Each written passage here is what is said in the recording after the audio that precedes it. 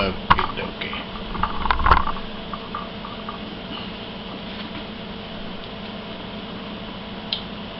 Proverbs 19. Where's it? 7. All the brethren of the poor hate him. How much more do his friends go far from him? He pursueth them. Now this is my problem. He pursueth them with the rivers of water. Whoops. He pursueth them with words, yet they are wanting to him. He that giveth wisdom loveth his own soul. He that keepeth understanding shall find good. Okay, so I'm going to talk about something I know very little about, which is wisdom. And I want to do this from a standpoint of a godly perspective. Okay. I remember when I went south, all of my family ignored me. That reminded me of this verse here. All the brethren of the poor do hate him. And I think maybe that's why, because, you know, pretty much everybody knows I don't have anything. But at the same time, I don't want to have something just so people will like me. I want people to like me because of who I am, not because of what I have.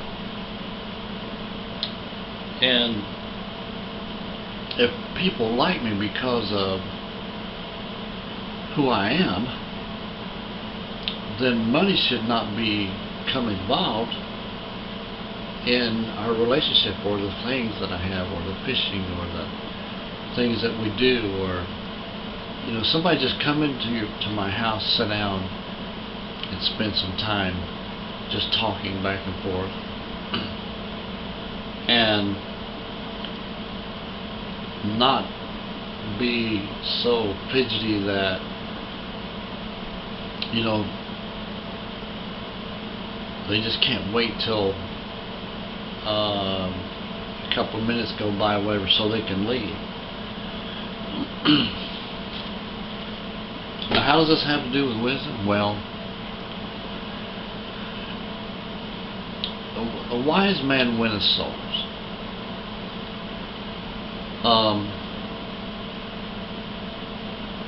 You follow the flesh. Being compassionate is wise. Okay, because when you're compassionate, it will lead you into those things that wisdom deals with all the time.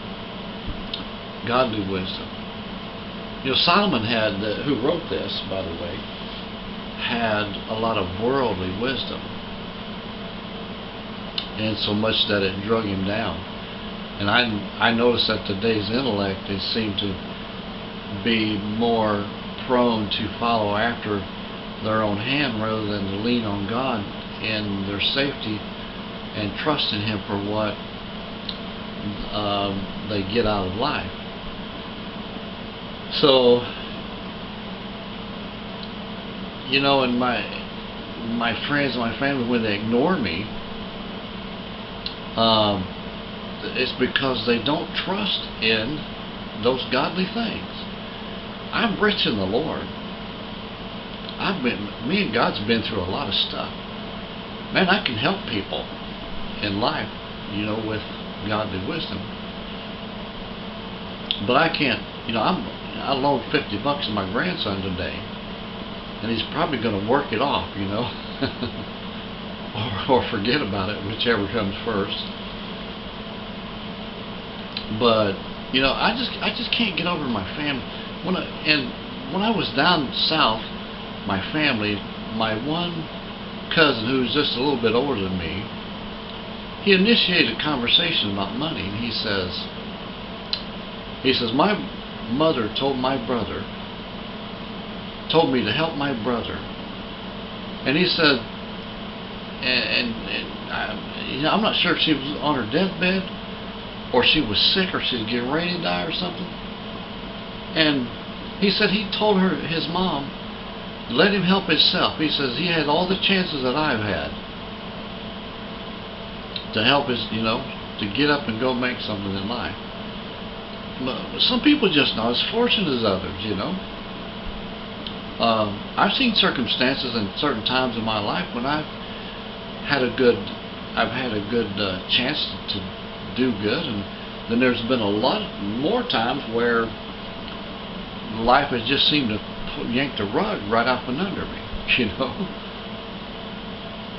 But that shouldn't make a difference as far as whether somebody sees you as a valuable person or not. The world says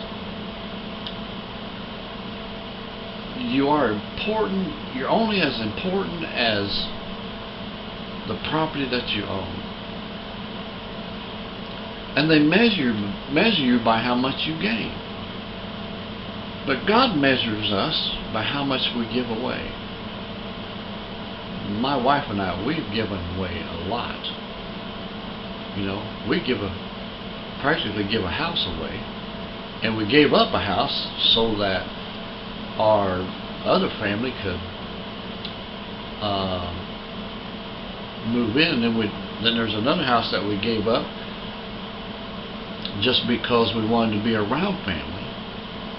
So I guess there's about 3 houses that we've sort of given away now or lost, whichever you prefer to call it. One of them we lost. But the Bible says that the Lord will pay us back, so I'm not concerned about property. What I'm really concerned about is those people associated with the material things that tie them to this world. People just can't seem to get past that point of holding on to stuff rather than relying on who a person is and in a godly nature to count the value of that person. And as long as we lean on our own understanding, we never will quite get that. The Bible tells us to lean on God with all of our understanding. In all of our ways acknowledge Him, it says. And He says He will give us the desires of our heart if we do that. Alrighty? Okay, God bless.